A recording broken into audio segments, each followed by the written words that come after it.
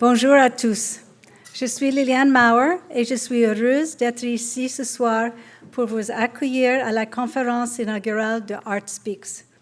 Notre but est de présenter des conférences par des artistes et des experts de renommée internationale à la communauté montréalaise sur une base annuelle.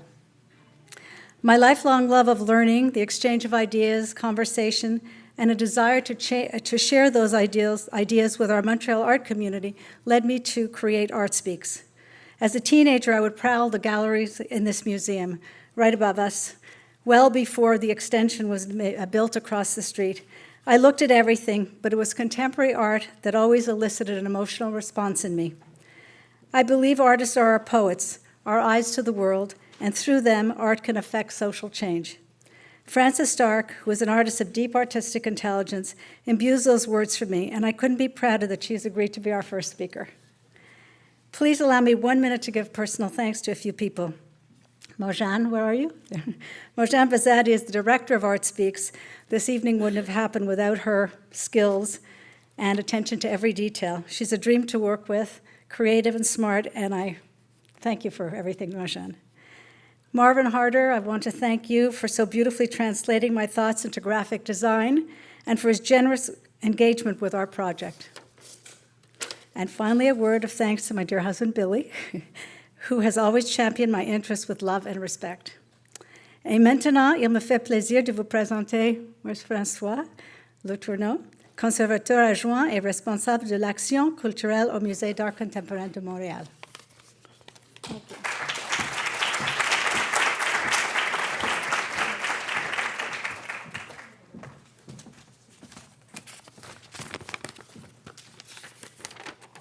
Merci Liliane. Merci pour l'invitation à présenter Francis. Alors c'est un plaisir de vous accueillir ce soir pour cette conférence inaugurale de la série Art Speaks. We're thrilled and very much honored to welcome Francis Stark in Montreal for this first iteration of the Art Speaks lecture series. Thank you, Francis, for being with us tonight and for generously agreeing to share some insights on your work. Francis Stark is, as you know, one of the artists currently featured in the Montreal Biennial. Osservate, leggete con me, her outstanding contribution to the exhibition, is presented on the 4th floor of Regroupement Pied Carré in the Mile End until January 15. Osservate, leggete con me, observez, lisez avec moi.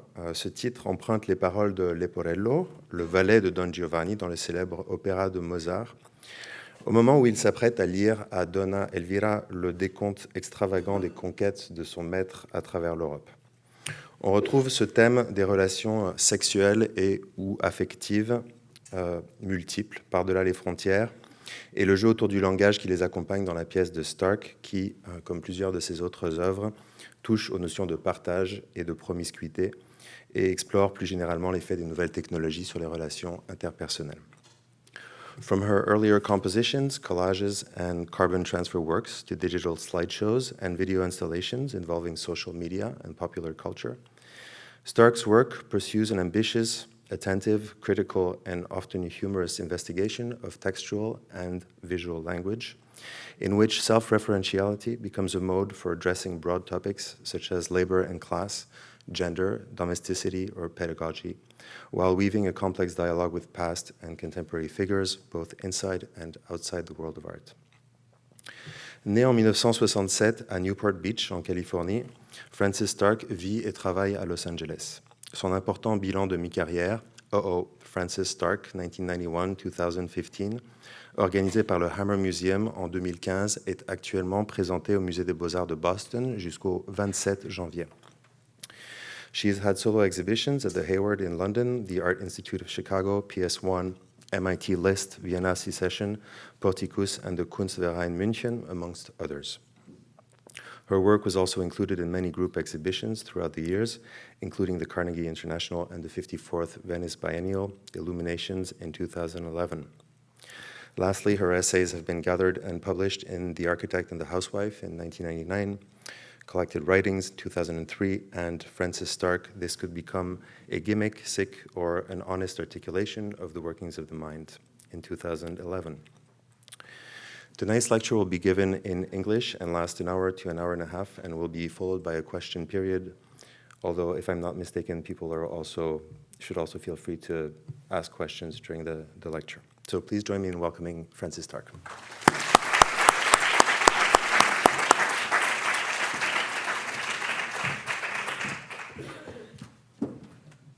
Thank you so much. Thank you for bringing me here and hosting me. I'm really very honored to be here tonight. It is a real privilege. I think the title of the series is very applicable to my concerns. So without further ado, I'm going to begin. So, well, I don't need that yet. I wanted to start just by showing, this is one of the books that Francois mentioned. That's a collected writing, so it's 10, I suddenly am very nervous. I can't even do the math. I don't know why I'm so nervous. But what I'm trying to illustrate with these two books is that, you know, I began writing and publishing when I was actually in graduate school, and also exhibiting. But I wrote regularly I wrote a column in an art magazine called Art and Text, and I wrote a lot of catalog essays for various people, catalogs, Jorge Pardo, Bastian Otter, Raymond Pettibone, Sharon Lockhart, and Laura Owens. And so I was very dedicated to developing a writing practice, but at the same time I was very ambitious and eager to make visual work. And much of the work deals in many ways with this intersection between a writer's words and the receiver, the reader, the viewer. And one of the primary questions, so the book on the right is a collection of visual work, and it has a kind of running text through it that kind of describes the work. And then I have this other book, I might even read from this as well, that I published, but the piece on the right is a large-scale collage, and the text that she's holding in her hand says, "Why should you not be able to assemble yourself and write?" And I think that's a question that came directly from a colleague who wanted me to publish something in his journal. And it's a question that really struck me to my core, insofar as the easy answer is because I'm making exhibitions and writing doesn't pay, and so but in many ways, and I hope what I can show you this evening is a glimpse into how my whole endeavor has really been about forging new ground for myself of how can I write besides in an essay form or publish in a book or in a linear form. How can I write in other ways? And one of the things that Lily said was that artists are poets, and I think that it was the artist Charles Ray who kind of, I remember I was his assistant, and he, at a certain point, he said, "Well, you're really a poet, Francis." And there was something about an artist who spends years perfecting extremely complex sculptural projects to sort of like honor that fragility and that sort of technologically unsophisticated effort of composing with just words, and so I see the practice overall as a kind of exploration into different ways to write in space, and hopefully that will become clear. And another thing I wanted to say is that I'm not going to really show you a lot of my visual work this evening, partially because I'm a little bit dizzied and exhausted from having mounted the mid-career survey twice now, and there's an incredibly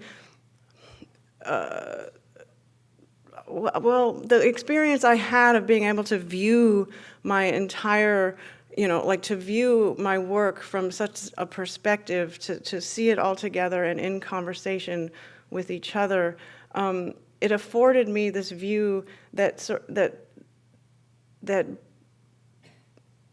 made it very clear how making exhibitions is a form of thought, and how making art and committing to a practice, not necessarily committing to success as a visual artist or selling art or being represented or becoming successful, but that the actual dedication to the practice over years reveals a kind of unusual brand of philosophizing that I have been engaged in. And so I'm going to show you just very, very briefly, because you may not know anything about who I am or what I make, and I'm not going to show you a lot of the visual stuff, but just to get a sense, of the various look of things. So this is the entry to the exhibition at the Hammer Museum. The title, Uh-Oh, is very different from the typical titles that I would use, like the title that Francois quoted of this book that's quite long and complicated. And I'm very fond of these pithy, literary, reflective statements. But being in Los Angeles, which is the city where I'm from, I understand that pithy, demanding statements aren't that easy. They don't go down so easy in that context. So I wanted to do something quite poppy. I wanted to give and I also, it was very difficult to find an umbrella title for everything I've done, and I didn't want to reduce it. And Uh-Oh just kind of came about because they told me that I could have street banners. I ended up not getting street banners. But they told me I was going to have street banners. And I was trying to imagine a kind of street banner. I was like, oh, I finally made it in my hometown, and people could see my thing. And I was like, oh, and I thought, what would be a title that would work on a street banner? And so I thought, Uh-Oh, because I thought you could take a picture of the Uh-Oh, and then whatever was under it would be hilarious. It would somehow work. But I also felt that in a way, that there's a seriousness to the title as well, insofar as what Uh-Oh is, it's an utterance, it's a guttural utterance that you don't even think about, that just comes out of your mouth. And so there is something about the artist's voice that is so critical and important in our culture, and it is a voice that is, maybe the canary in a coal mine sometimes. Oh, I think there's some toxins in the air. Anyway, I'm still a little nervous. I'll calm down shortly. But I'm going to show you a little brief clip from the piece that's in the exhibition here, and what it is, just structurally to give you a sense of how this functions. This is an aria that has been, where the vocal melodies have been incorporated into the orchestration. It's just a music that I grabbed off of the internet. I didn't produce it or anything. But it's an aria from Don Giovanni, the opera, and it's the catalog aria where his sort of assistant, I forgot the technical term for his, his footman, I don't know what you call him. He's essentially telling this woman, like he's reading off all of the women that Don Giovanni has, been with, and it is a very ridiculously comical long list. And so I used that aria, and then what I did was I took a lot of these chats that I had the transcripts from, and I set them to the music. So the song that plays, that you'll see one section, in the full piece, it plays 9 times, and there's 9 different conversations. So I'm going to show you one of those right now. And what you're going to see is you'll see a black background and a white text, but in the installation, it's just white, it's just light on the wall. It's not black, but this suffices for right now.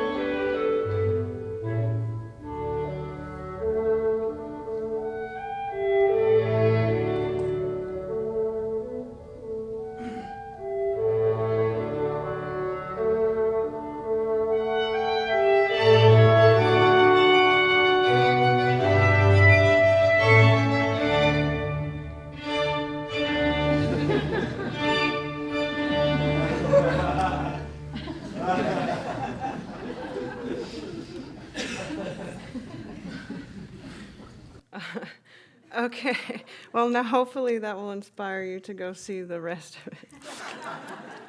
But I think that's I think it's interesting to watch it now given the political climate, and I will warn you now, there are a lot of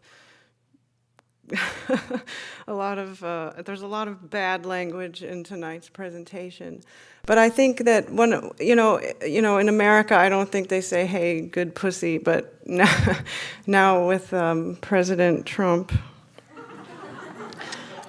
that sort of changes the game. I think that I was very interested in, I think one of the things that's interesting to think about here is that this is really that was a real conversation that I was having, and all of the conversations, while some of them are very explicitly sexual, you don't see anything, and you don't, but they quickly move to other social concerns and ideas. And one of the things about the process, I should say, is that I didn't set out, when I made the movie My Best Thing, which is a feature-length animation which utilizes, transcripts from Skype conversations that were began from purely sexual contexts. I didn't set out to make a film about internet sex or anything. Basically, what happened was I had been working very diligently for a long time, doing a lot of exhibitions all over, and I was teaching full-time. I had a tenure-track position at a university, and I was very, I think I was examining the notion of promiscuity as a condition of my creative output as a contemporary artist. And I can talk a little bit more about that later, but essentially, because I have a text up here I could read for you, but I sort of accidentally began to literalize the promiscuity metaphor. And I did it on accident, almost to escape the stress and the pressure of my professional life. And it was something that the experience that I had while engaging with these, most of these were men in their 20s. They were scattered across Europe and the Middle East and North Africa, most of the people that I was engaging with, and it was during the Arab Spring, and it was what I found that I was so attached to the writing part of it, and this question of why can't you assemble yourself and write started to come back up for me, and then I thought, you know what, I am writing. This is why I spend all my time like, I'm going to be in the other studio, don't bother me for a while. And it was because I had a space where I could write. And another thing was that I was very compelled, and I think I always have been, to explore the relevance and potency of an artist's voice outside of the regular given venues or of contemporary art. So I think the first time that problem became very manifest for me was before I had a studio, I worked in my apartment, and I remember I had Paul Schimmel was the director of our MoCA and the Museum of Contemporary Art, and he came and brought some, a committee over or something, and I had all these little things taped to my wall, and I'm going through the song and dance and talking about my work, la la la, and it was, hopefully they would buy something for the museum or whatever. And then it was like a day later that a friend who wasn't totally in the art world came over. He's like, "What is that?" Like, he saw the stuff on the wall. It didn't even mean anything, and it was really interesting because it wasn't impressive, And I was like, well, it's really funny. There's this whole scaffolding built around an art career that sort of like is a kind of built-in legitimation for, we should really be paying attention to this. And I realized that a lot of things didn't seem to translate beyond the circle of who I was engaged in. But because I came from a subculture, and I'll go into that later, from a punk rock kind of subculture, I something felt like it was missing, and I do really feel that the writing that I accumulated over those years was that kind of counterbalance, because as a writer you really speak to the future, and you speak to people who aren't in a gallery, and you speak to people who might be just that they just. I'll tell you, one of my favorite compliments I ever received was from a woman who had nothing to do with the art world. had told me, I had given her a copy of The Architect and the Housewife, and she said, you know, my babysitter, when I got home, she had read your book. She's a 15-year-old babysitter, and she's like, I didn't know you were cool. And I had no idea who this babysitter was or what constituted cool, but I thought, a 15-year-old reading an art essay that was talking about Adolf Loos and Jorge Pardo and Oscar Wilde and Charles and Ray Eames and connecting it together, you know, that they were interested enough in what I wrote, and that they even went so far as to deem it cool. You know, I think that's a really, it's so important for me. And I think that the experience that I was having in these virtual dialogues was really about taking my legitimacy or my role or my kind of status, you know, as a professor in the city or an artist that people knew, and then like stripping that away, but then still enacting my intelligence at the same time that I was doing something as sort of, you know, crude and banal and ubiquitous as, you know, getting off on the computer.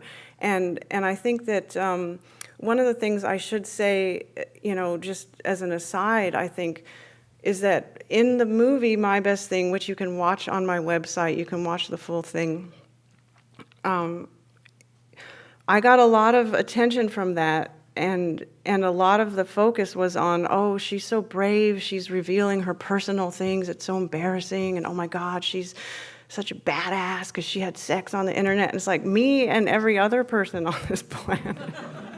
You know, so it really wasn't about that, but I do think that you know, because I don't show my body in the work, I was using my body and objectifying myself in a way that was very unusual, because it wasn't about getting the image. It was really about, I was really actually, you know, it was very erotic and it was very real. It wasn't a manipulative, you know, sociological experiment I was performing. It was a real exchange.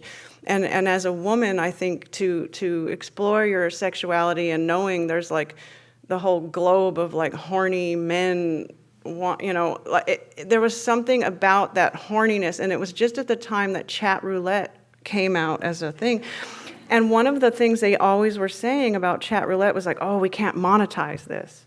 And I thought that was really interesting. It's like you can't monetize the power of people's just uncontrollable horniness.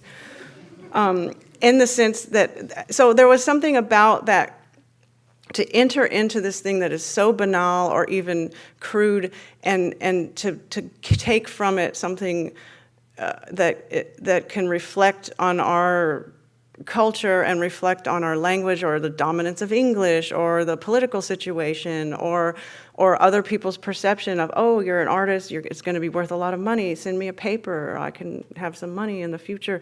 You know, so there's so many things that were able to come up so effortlessly, and this was a form of writing. And how that connects to Don Giovanni is that Casanova, who is the real life person that is based on, even though Don Giovanni is sort of a villain, Casanova wasn't necessarily a villain. He had this sort of erotic pedagogy, and he lived his life through these encounters, and he lived his philosophy, and he philosophized through his eros, so to speak.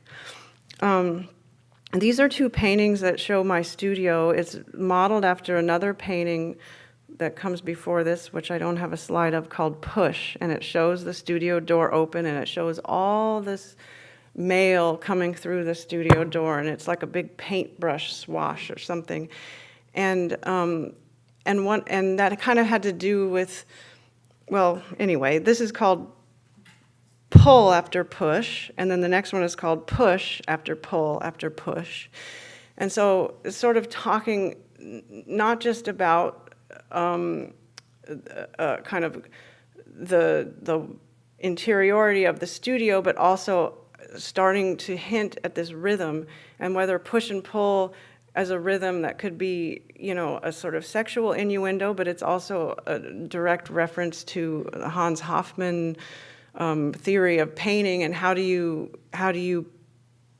create depth and space through color, and I think that's. I think that this rhythm is why I can't, I think that I'm working with this kind of very, very crude animation. You'll see. These are two pieces. These are works on paper. What it is, it's an ambigram. So it says the exact same, it says clever when you look at it from one side, and it says stupid when you look at it from the other side. So I did a series of these, and this kind of, I think, illustrates a bit this kind of almost like spinning, this kind of Mobius strip or something that I'm sort of engaged in. Here's a glimpse into the exhibition to give you a sense. On the right is the curator kept calling it the money shot, which is which was a kind of recreation of an exhibition I did in the Vienna Secession called A Torment of Follies, which was a kind of attempt to almost animate or make a kind of floor show of a passage from a novel. And all these chorus girls are holding these little papers that are, they have text on them, but you can't see. That's another thing with the work, with the visual work. It's never really fun to look at it in slides because part of the dynamic that's been going on in the work for so many years has to do with sort of seeing something from a distance and understanding its kind of formal sensibility or dynamic, and then entering, and then once you get closer, you see words that then you read in another way, and there's and the human eye and the body can do that, can like see this thing from far, and then you can go in very easily, and there's this kind of wonderful exchange between the kind of bodily and then the mental. And then here's a single work where you can see it embodied more literally, and this is a passage from this novel called Verdi Dirk. So I'll read this, it's quite funny. And you see I'm holding a level, I'm standing on this rather dangerous foot chair. Another preface. Without a preface, I cannot possibly go on. I must explain, specify, rationalize, classify, bring out the root idea underlying all other ideas in the book, demonstrate and make plain the essential griefs and hierarchy of ideas which are here isolated and exposed, thus enabling the reader to find the work's head, legs, nose, fingers, and to prevent him from coming and telling me that I don't know what I'm driving at, and that instead of marching forward straight and erect like the great writers of all ages, I am merely revolving ridiculously on my own heels. La la la la la. So, again, this sort of illustrates this dilemma of a novelist who's written a novel, and in the middle of the novel he starts anticipating its reception. And so, because with visual art, we, since I guess probably, with the onset of conceptual art practice, there was a tendency to problematize the function of language in work, and then work became language, and there was this blurring. But what happened in art schools was that verbiage became a kind of part and parcel of art practice, and I've always kind of been somewhat challenged by this kind of tension between wanting to go directly up to the paragraph and get the meaty summary, or going directly up to the work and get what the work is giving, and I feel that because contemporary art, going back to this notion of how does it fit in the broader culture, because contemporary art has a kind of reputation for, if people don't dismiss it for being, up its own ass or something, then they would say it's inscrutable, I can't understand, so the general public or something has a kind of like, oh, I can't get this, you need to hold my hand and you need to tell me what I'm supposed to be getting. And I think that the thing about art is its phenomenal ability to take you there in unconventional ways. And there's a, let me just I'll keep moving on. So I have here two kind of examples. On the left is a title of a piece, For Nobody Knows Himself If He Is Only Himself and Not Also Another One at the Same Time. And this is a quote from Henry Miller, who's quoting Novalis. And this is a piece I wrote about Alan Ruppersberg. And then on the right, you see, is a small painting that I made, and the text reads, and also another one at the same time, not. And you see the text turns into these birds that are sort of flying. And then on the right here, I have a little excerpt from something I did, I don't know, 90, I can't remember, 90 something. I did an interview with Raymond Pettibone, and on the right, you see a Raymond Pettibone drawing. And so you can kind of see, this sort of text and image kind of like engaging with each other here. And I wanted to read something. So I was recently, I guess it was many years ago that I decided that I just couldn't accept any writing invitations anymore. And partially that has to do with because I was making so many exhibitions and there's so many requests to sort of perform this wall text function all the time. So I'm always like, oh, blah, blah, blah, blah, blah, blah, blah, blah, because I like to talk and I'm very generous and there's a lot of content in my work and backstories are fun, et cetera, et cetera. So I had put so much energy into kind of, describing myself because it's part of the job on some level that I had stopped doing the writing. And I feel, even though, but of course, like I said, with the Osservate piece and My Best Thing, this is really a different kind of writing and a different approach. But I was asked to write this text for Raymond Pettibone, and I don't know if this is kosher to read something that's not been published yet. But it's for his show at the New Museum. I'm just going to come over here and I'm going to read this. Can I sit down? Can you still see? Is that okay? Am I going to be in the, I think they're taping this. So it's called Jealous Again, backed with Small Songs Do Not Take Care of It.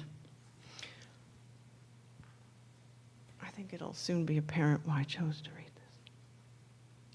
An actor fond of cowboy attire, who helped the FBI purge the entertainment industry of political radicals while president of its primary labor union, was serving his first term as president of the United States. I was in my first term at a high school that boasted of having educated Steve Jobs.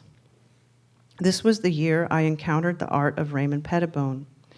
Alone in my room, gripping a 12-inch vinyl record sleeve in both hands, I sat engrossed while a vocalist with the impossible name Chavo Pederast cried out through my stereo speakers. Wait, there's a footnote about Chavo Pederast.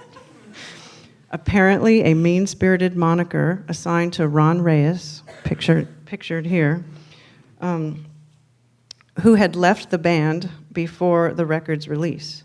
The name essentially means boy pedophile, an insulting yet witty merger of abuser and abused.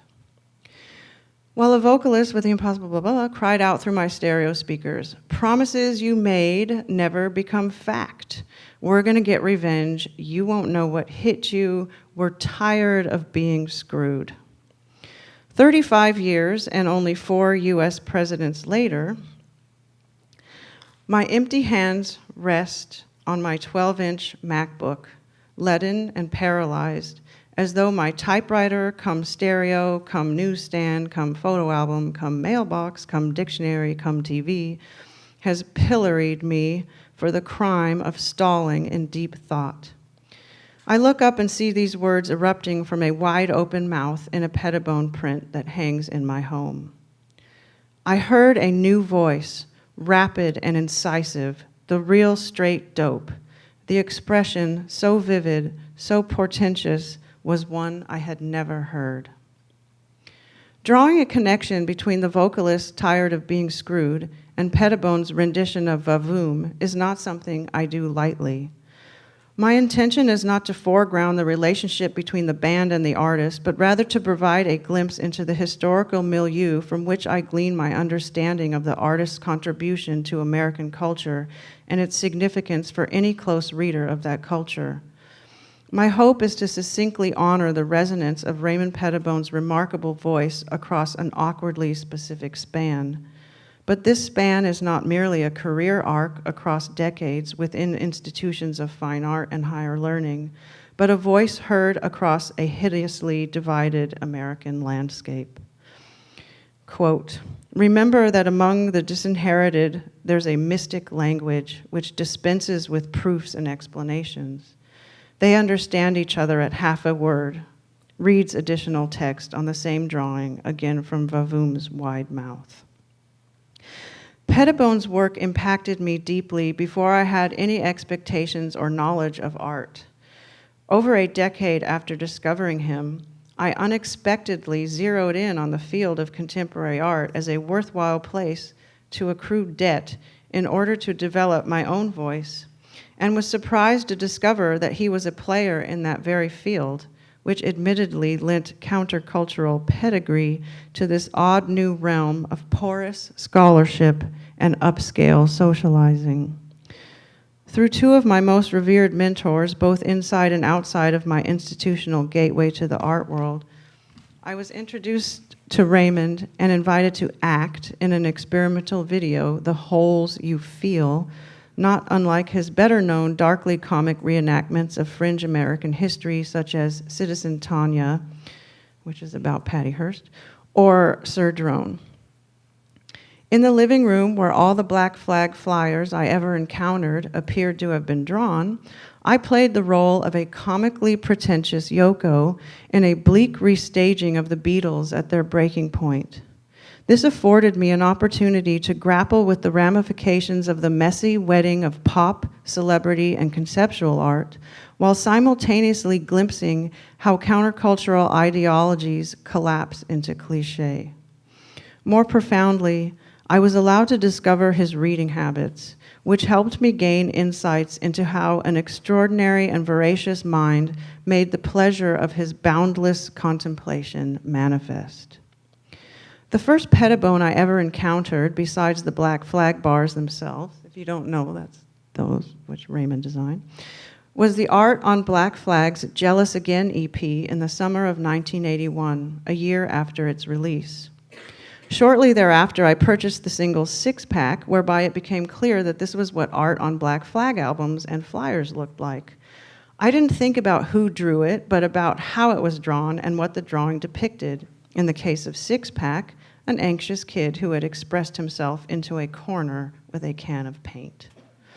Again, the artist's name didn't prompt me to value it, but the art and its context did.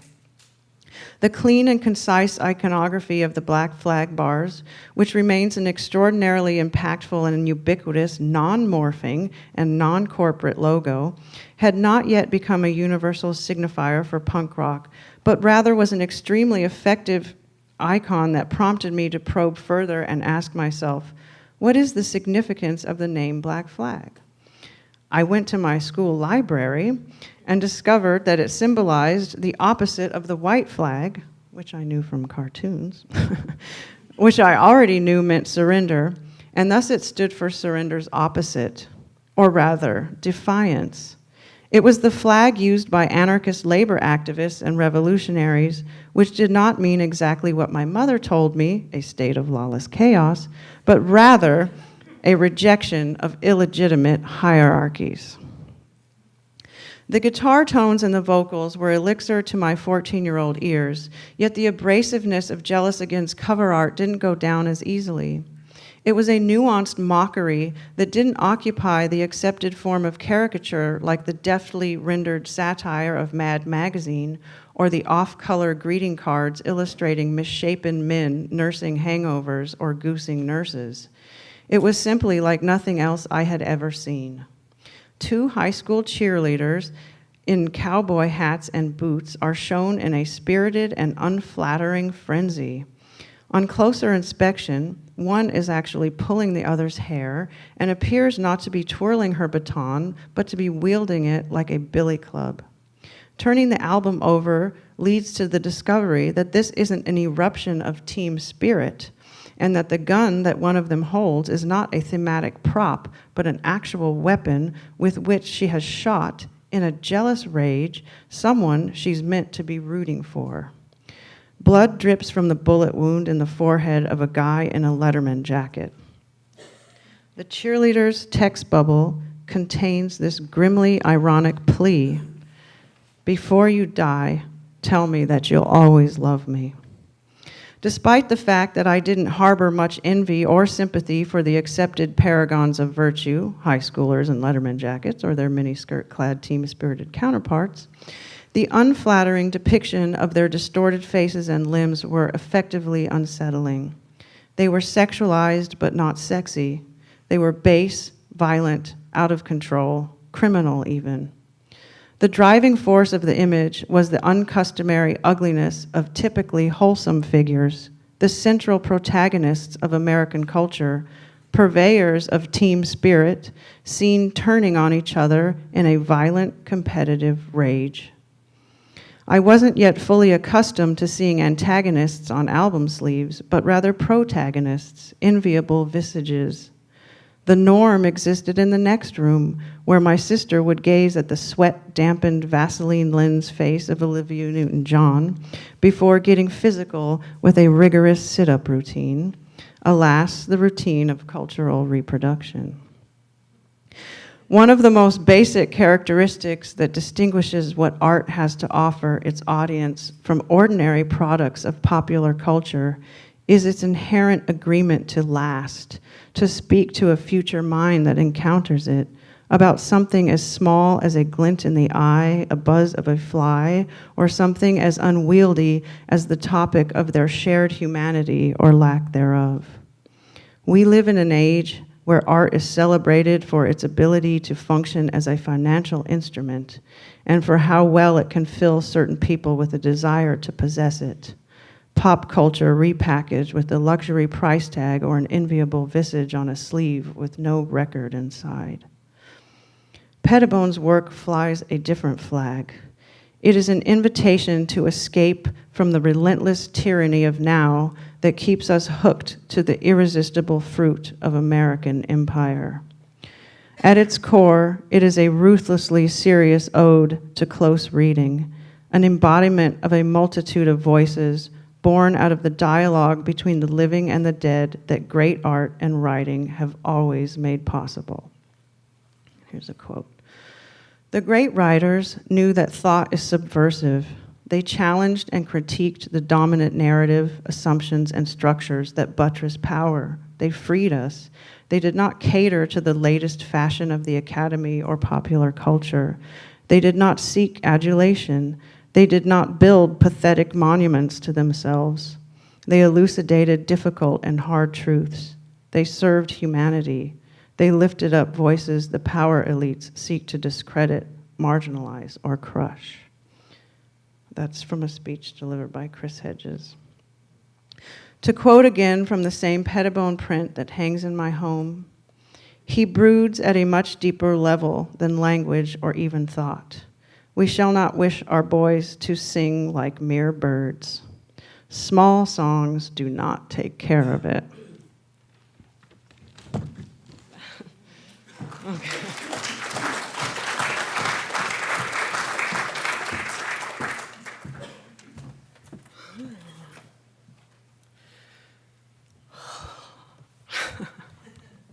More reading. Maybe we could have a little, if anybody has a comment or a question, this might be a good stopping point. I know I put a lot out there, but if you don't, I'm happy to continue. Then I'll read some more. So when I did the exhibition, I showed you the picture of the catalog dust jacket. I did. I also worked on this. I worked very closely with the designer and to make this catalog, and I created this section of the catalog myself with him. So I'm going to read this. The impetus. Oh, it's better to just do it like this. It's too boring for me behind here. Okay, the impetus for the texts joined together on the following pages can be traced back to a predicament over a decade ago when one of two lengthy, well-researched essays commissioned on my work by an academic journal failed to materialize. Upon hearing the unfortunate news, I recalled a letter from an editor of a small local art publication in which an image of artists racing to newsstands to eagerly take in the handful of words churned out in his or her honor was half punitively conjured up by a writer rallying artists to strike up their own in-depth conversations with each other instead of relying on the press as the sole venue for making public sense of their efforts. In other words, the sudden absence of someone else's protracted attention helped cast the economy of insight production in a new light. Facing a glaring deficit and a fast-approaching deadline, I opted to ask a little from a lot of people rather than a lot from one person. This resulted in a surprisingly satisfying patchwork of voices. 4 of those short contributions originally generated in lieu of a larger substantial essay are included in this section. 2 from my parents, and 2 from fellow LA-based artists Richard Hawkins and Laura Owens. On the momentous occasion of a mid-career survey, I've chosen to revisit this approach in hopes of honoring the pre-existing dialogue that my work has generated over the years. Sorry, I lost my place. Whether that has taken place in print, online, in person, or even in the form of fan mail. On the next page is a letter sent to the Hammer Museum 13 years ago during my 2002 Hammer Projects exhibition.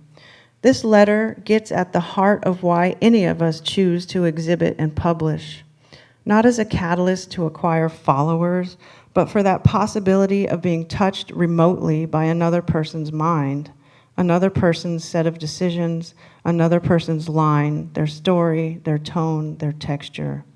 Not because we want to be celebrated for achievements, but because we want to be read closely, enjoyed, troubled over, and taken seriously. We hope to touch so much that there is evidence of such a touch, to where, like the ectoplasm pictured above, something is exuded from an excited body and forms the material for the manifestation of spirits. This unsolicited letter underscores the importance of the touched passerby in this weird business of exhibitionism and brings to mind the words of the late Walter Hopps. Art offers the possibility of love with strangers. Now behold our little labor of love. So, and here's one of the, I think there's about 10 spreads. And this is the text I was referring to earlier that gets at the kind of economy or this gets at the issue of promiscuity. How can we address the current changes in our societies and lives? Some say that we have come to inhabit the post-industrial condition, but what does that mean? One thing seems certain. After the disappearance of manual labor from the lives of most people in the Western world, we have entered into a culture where we no longer just work, we perform. We need to perform because that is what's asked of us. When we choose to make our living on the basis of doing what we want, we are required to get our act together and get things done in any place at any time. The refusal to claim your potentials as private property and the will to allow them to be exhausted by others implies a generosity that has little to do with moral altruism. It seems rather more driven by an unrestrained desire to enjoy and be enjoyed by others. The erotic force of this desire to be exhausted in turn points to the sexual dimension of a high-performance culture. Sex work is one of the fastest growing industries today. And without wanting to turn sex work into a loose metaphor, I still feel that the unconditional readiness to perform whenever and wherever that is expected from freelancers, as well as from artists and intellectuals operating in a project-based art economy, somewhat resembles the pressure put on the sex worker to always get it on. There is a beautiful drawing by Francis Stark which shows the outlines of a peacock in a perky pose, but its tail feathers are not yet unfolded. Among the collage of different small cutouts of text that the feather texture is composed of, a Henry Miller quote written in capital letter reads, "Get on the fucking block and fuck." As you can tell by its pose, this bird both wants and needs to get up and go. This inextricable ambivalence between what you want and expect of yourself and what others want and expect from you is probably one of the hardest puzzles for anyone who works both creatively and on demand to solve. One consequence is that an uncanny feeling of outside determination and dependency might never leave you, even if you are positively sure that you only do what you want to do. Here again, to push yourself beyond the point of exhaustion is a common technique to relieve yourself of the burden of outside expectations. You simply incapacitate yourself to a degree that no one can possibly still expect anything of you. The dead Kennedys summed it all up in "too drunk to fuck." But now I am jaded, you're out of luck, I'm rolling down the stairs, too drunk to fuck. So I hope this kind of opens up a dimension of the kind of sex chat banter, and how this really isn't about my own personal exposure, but about a kind of examination of other forces. I wanted to also say that the images in this sequence are all taken from my Instagram feed, and I reluctantly joined Instagram on the urging of my New York art dealer. and then like the chat roulette stuff, it sort of became a habit, like a bad habit, like smoking cigarettes or something, a distraction. But I managed to turn that incredibly rich distraction into some very interesting artworks. And so once I started doing the Instagram, I realized, this is, I really despised Instagram, I'll be honest, because it was forced me to kind of face this, the contemporary condition of having to self-promote and, whatever the metric of how many people pay attention to you, et cetera, et cetera. In any case, I basically started printing out the Instagram and framing them, and selling them for really not very much money compared to my other art. And just as a way for myself to take where in the Instagram world I was like a nobody.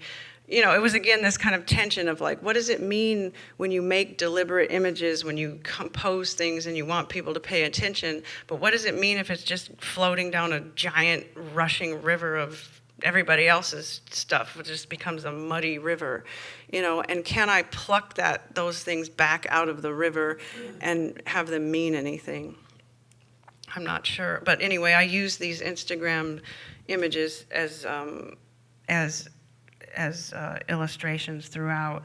And here's a little. This is not a very good slide, but it shows again that those tin cans that is a vinyl wall piece that you saw at the beginning, and you can see a little section of these Instagrams installed.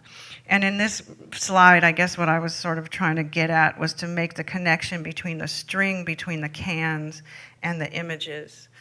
And the string, it's called non-electrical telephony, or a lover's telephone.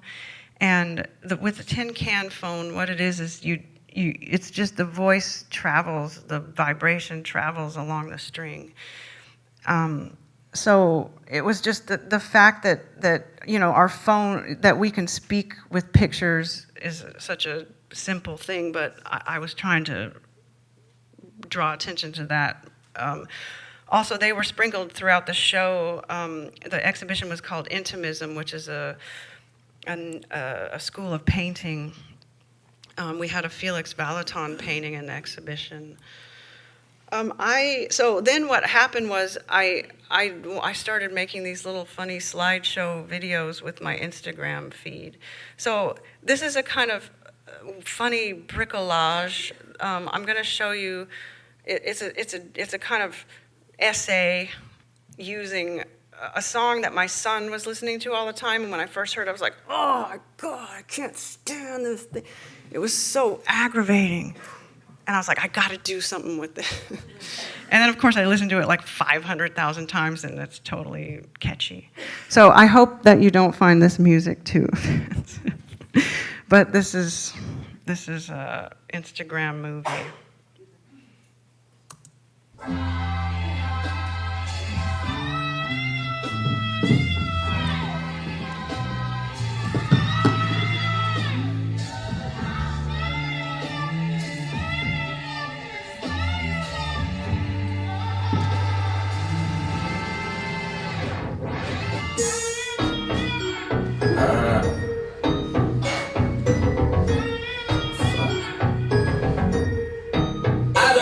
With you, you little stupid ass bitch, I ain't fucking with you. You little dumb ass bitch, I ain't fucking with you. I got a million trillion things I'd rather fucking do than to be fucking with you. Little stupid ass, I don't give a fuck, I don't give a fuck, I don't give a fuck, bitch. I don't give a fuck about you or anything that you do. Don't give a fuck about you or anything that you do.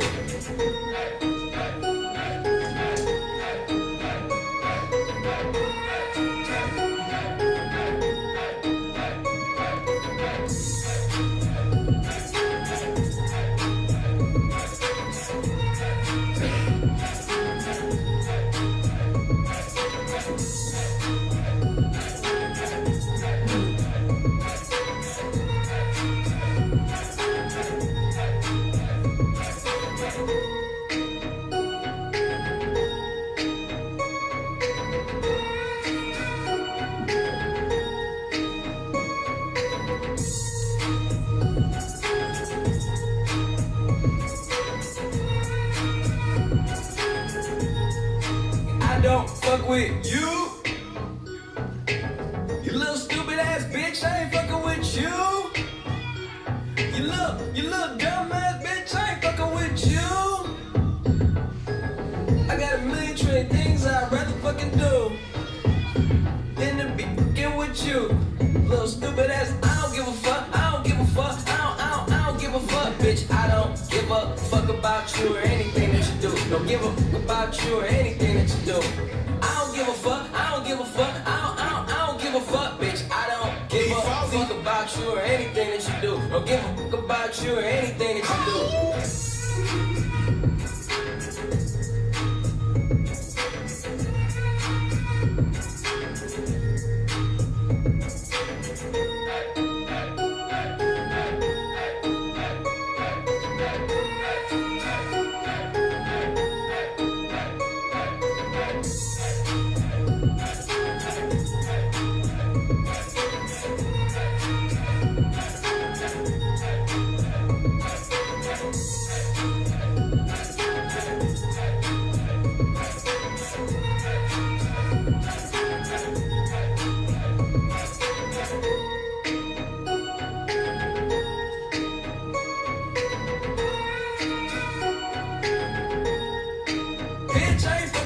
you. You little stupid ass bitch, I ain't fucking with you. You little dumb ass bitch, I ain't fucking with you. I got a million trillion things I'd rather fucking do than to be fucking with you. Little stupid ass, I don't give a fuck, I don't give a fuck, I don't give a fuck, bitch. I don't give a fuck about you or anything that you do. Don't give a fuck about you or anything that you do. I don't give a fuck, I don't give a fuck, I don't give a fuck, bitch. I don't give a fuck about you or anything that you do. Don't give a fuck about you or anything that you do.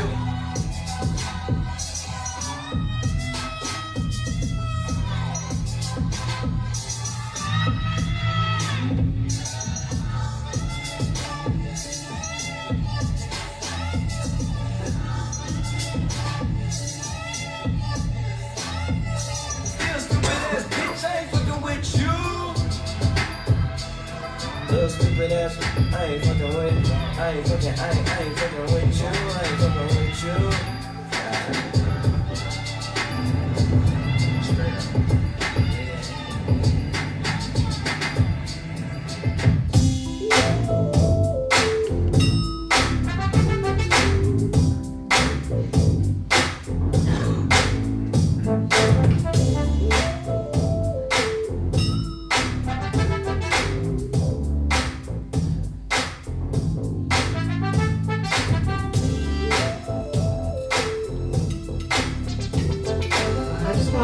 Little call out run for a minute. I'll kind of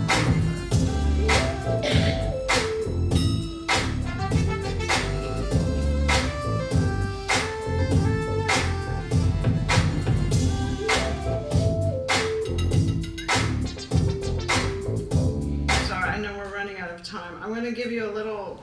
I have another one that I was going to show, but I'm running out of time. Oops. So. Oh, I know what I'm doing. I can't fast forward. Okay, so I'm going to fast forward to this part now. Unfortunately, in the last one, there's this, my favorite part is where that song's playing and there's an Emily Dickinson poem that you're reading. It's my favorite bit, but I can't fast forward within the slideshow. So taking that Don Giovanni kind of format, what I'm working on now is an actual slightly abridged, but 2 hours of Mozart's Magic Flute, and it will be where you read the libretto while you're listening to the music, and I compiled a youth orchestra, and I commissioned a PhD student in conducting to rearrange it for a youth orchestra for strings only as the accompaniment, and then instead of having opera singers, he wrote the vocal parts for different instruments. So in a way, I think that this project kind of speaks again to this, a desire to negotiate that combination of a kind of an immersion in form, and yet still an attentiveness as a reader, because when you go to the opera, unless you really know it by heart, you kind of can't really follow along or know what they're saying, and they have the little reading thing. So I'm just making an opera that you can watch in a cinema, and then by the end of the opera, you'll know what the Magic Flute was about. So that's my hope. So I'm going to show you some quick. So this is in my studio. Excuse me. And here you can see him coaching one of the vocalists.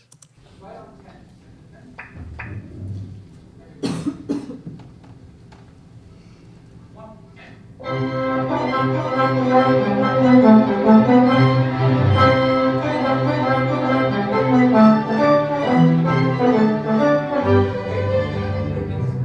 job. Looks much better. Now, give me one more time. More. a nasty little, dwarf, little like this. You gotta play that in your music. Like this. Almost like 10. 1, 2, 1, and.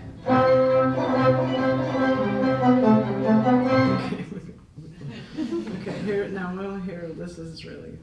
Go back. 1, and 2, and. Yes.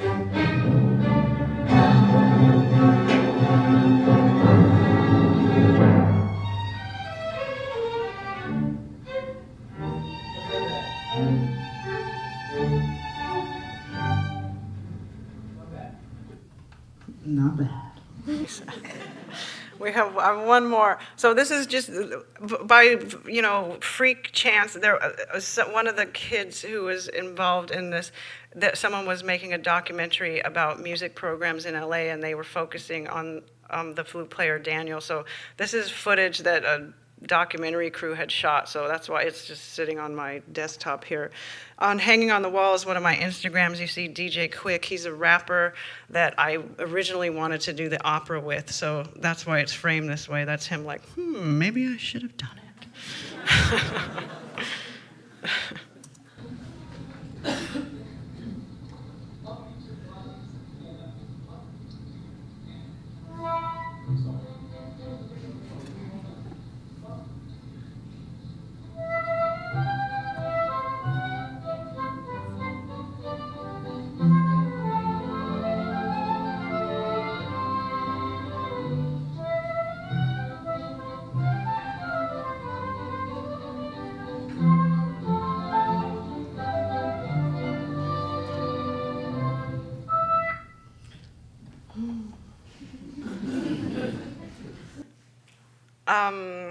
Yeah, I have a lot more stuff too that I could show you later, but we could.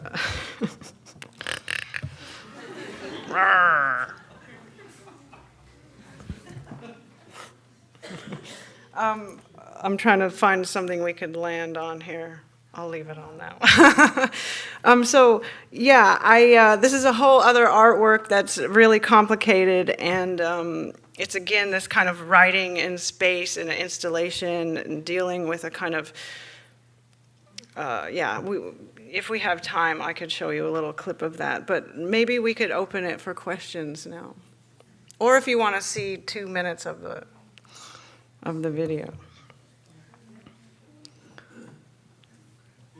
Video. So what it is what you're going to see is a video, like a documentation of an installation. Okay, so on the wall is like this giant mural, and then this right here is a part of these posters that I gave away free, and they tell you all about every single image that's on the wall. So it's again separating the images aren't in the movie or in the film. The images are on the wall.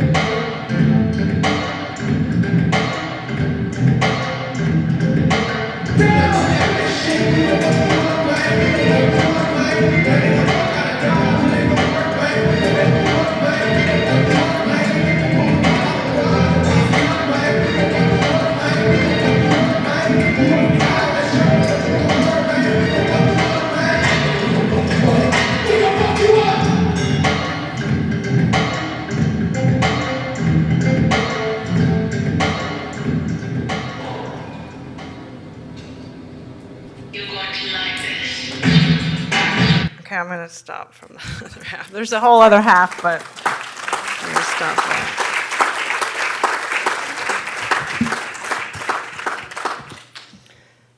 All right. Very much. Is this working? Fantastic. Thank you very much, Francis. We're going to open the floor to questions. S'il y a des questions dans l'auditoire, on m'informe qu'on a une période de temps assez limitée pour les questions, donc il ne faut pas vous gêner. Si vous avez des questions, c'est le moment. Il y a 2 micros, un là-bas, un ici. Oui. Thank you so much for your talk. That was really amazing. I was really struck by something you said in the beginning about the uh-oh banners and this notion that if you took a picture of it, anything you said underneath was hysterical. Anything underneath would make the whole thing hysterical. And it reminded me of something, or it made me think of something someone said to me at an art fair this year, which was, well, the art seemed to me really Instagrammable, that people were...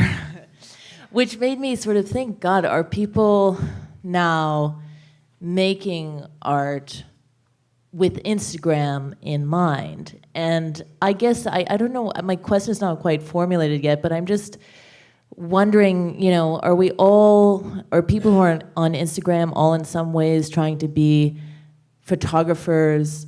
What is the relationship now between... maybe can you talk about general trends in terms of art production and thinking about Instagram in mind? I'm sorry, I'm sort of just throwing some stuff out there, but these were all things that your talk made me think about. Yeah, I think it's thank you for your question. I think that already, I don't know how many years it's been, but people sell art through PDFs. And I think someone told me, you know, you could really make sales if you get, you know, it doesn't matter if you have a big feature on you that Mark Godfrey wrote in Art Forum. What matters is if you get your picture in Architectural Digest, if your work is hanging on the wall in art. So in that, you know, so there's nothing specific about Instagram per se that is part of the art trend, you know, but what it is, you know, that in the climate in which we function, and what this slide kind of refers to, you know, because this was they basically this entertainment / music / tech world is trying to kind of move into this area, and it's a kind of where there's no potential for any kind of like community or solidarity. It's really like peddling your wares and pimping your, you know, making sure you're being seen. So this thing about Instagram where everyone's trying to get attention, you know, because I think that I've met very interesting people on Instagram, maybe even someone here tonight that I know from Instagram. Well, they said they were, I don't know.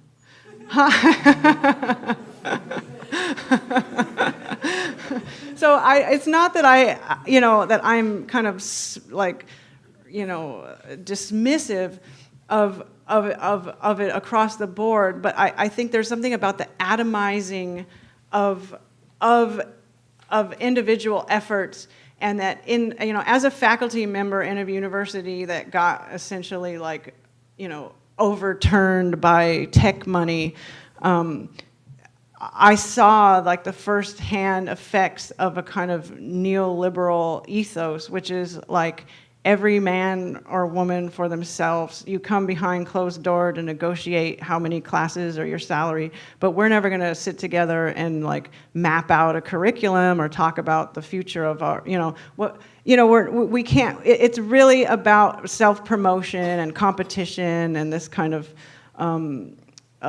popularity contest, essentially. You know, and Instagram has that metric of eyeballs. So you know, like how many eyeballs got on your thing, you know? And so I can't, I mean, I've made work from it because because I both use it and I benefit from this handy, archiving device, and it's also a kind of diary and a kind of social, like a kind of pseudo blog or something. But then I'm also really trying to think about how, this other kind of the way that we value voices, or the way that I have traditionally valued voices in my life as an artist, that I feel that this platform is extremely detrimental to how we encounter thought.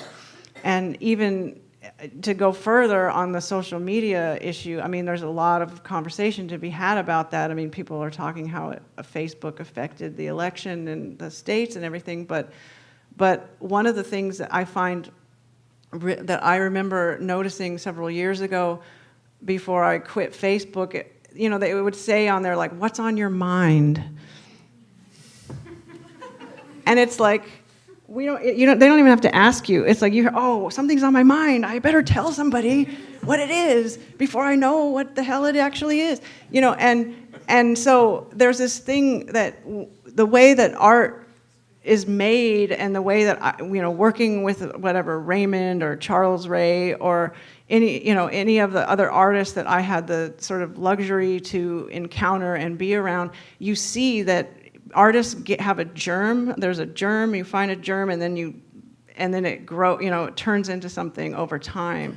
And I think that that this kind of extreme kind of addiction to sharing instantaneously sort of robs, me anyway, of that little the little plant, oh, my little seed's gonna sprout, and then it's gonna, it kind of robs me of that space where your consciousness is the place where the seed starts to grow, and as soon as you let it out, it's like you don't know, you don't know what happens when it goes out. So I probably didn't answer your question, but I think that I can't say one way or the other, but I know there are certain artists that one of them who was in the Instagram movie, I had quoted one of his texts. He's like a struggling poor person, and he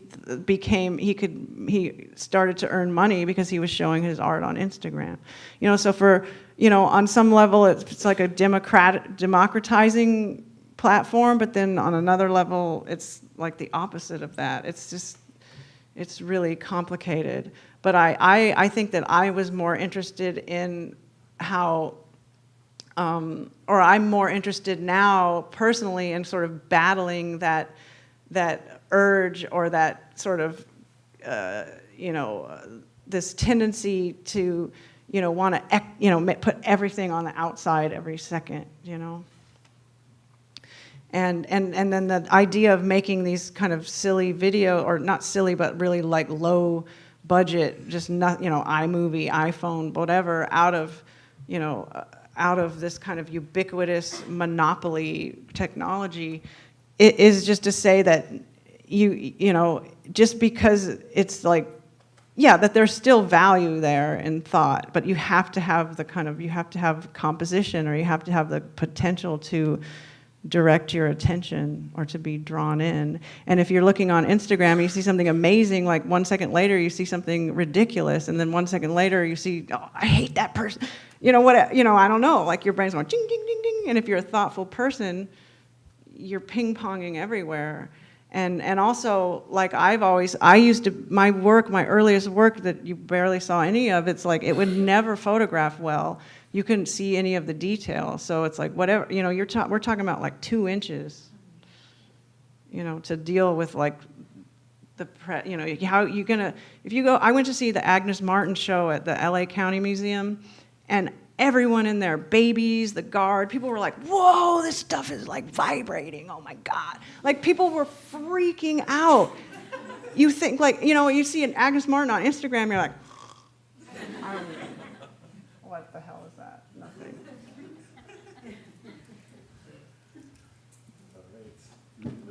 Time for more questions, or? Yeah. Oh Maybe my one God, more? we're getting kicked out. One more? Yeah, there's one We over have there. to have an Instagram. Oh, there's one back there? There was one. I'm sorry. Go ahead. Yeah.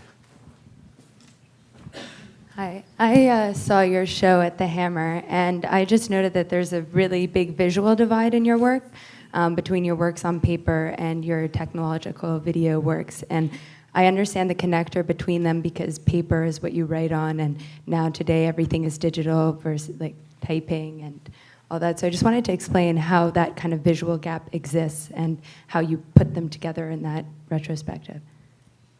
Well, I think the gap, I think that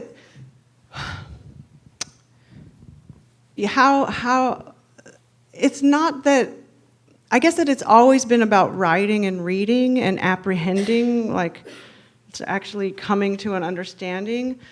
And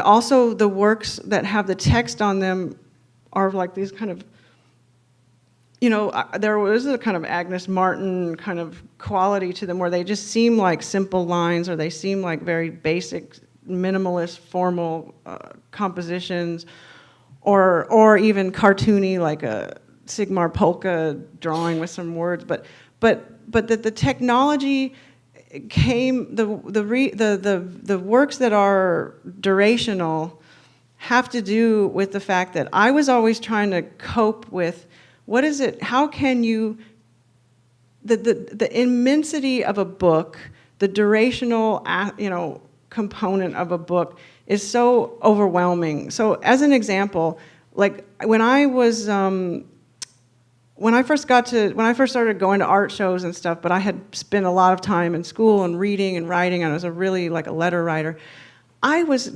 totally astonished when I saw people walk into galleries and look at something someone spent like 6 months making. They're like, oh. And then they, oh. You know, they look like 2 seconds. And it's like, you can't pick up a book and know the book in 2 seconds. You have to read every word. So I think because I come from being a close reader and a writer, I always thought like, oh, I want to hold the audience. I want to make sure they don't miss this, or you go, oh, you just wait because that's a good part, you know. So that's when the first kind of durational thing that I made was a PowerPoint that was an animated PowerPoint that captured people's attention unexpectedly. I heard, you know, so it was really about trying to face those issues of how do you deal with a durational.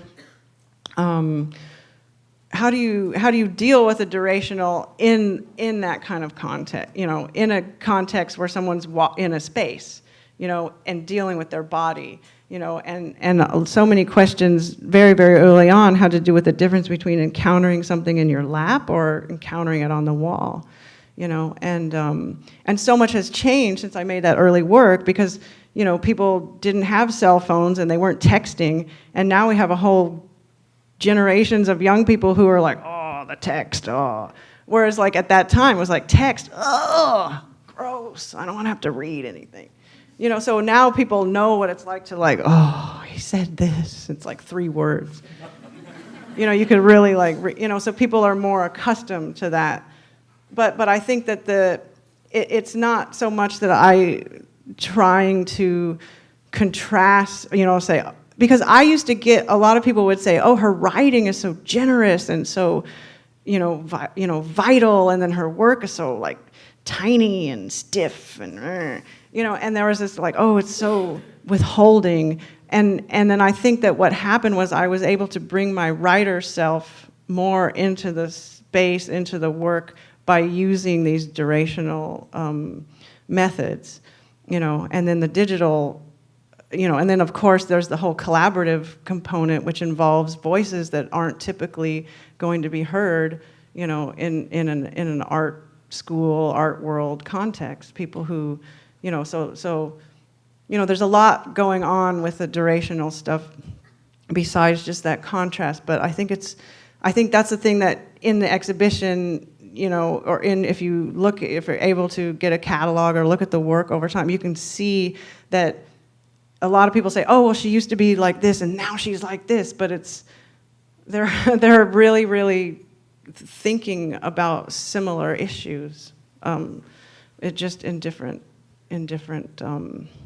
scales and forms.